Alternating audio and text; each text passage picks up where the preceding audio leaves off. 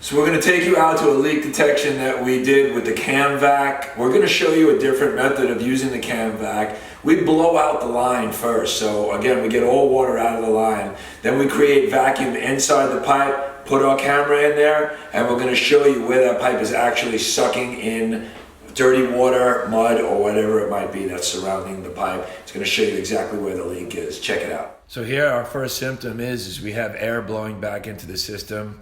We did some more leak detection work and found out that it's in the side suction cleaner line. So what we're going to do is we're going to unscrew the cap that's on there, and we're going to put a standpipe on there. When the water leaks out, that pipe is going to wind up being dry because it's a pretty nice sized leak, which you'll see in the video. We set up our CamVac system. We set up our head, and what we're going to wind up doing is putting our camera all the way down into the pipe. We're going to get it as far back as possible. Once we do that, we're going to show you how we set up. So we're seeing something right here on our way back. It looks like we had some root penetration into the actual pipe. Next thing we're going to do is we're going to hook up our CamVac system. Once we turn the vac on and control the vac, we're going to show you exactly where it's pulling water actually into the pipe. Check it out right here.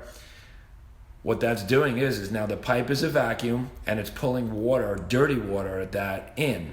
You could see where there was a crack in the pipe, where there's root penetration, and we're actually pulling water. That's the exact location of this leak. We're exactly 3 meters back with our camera when we did so, and that's exactly how we know where we are in that pipe. So that's how we got this job done. For more information, visit LeakTronics.com and always check out our YouTube channel.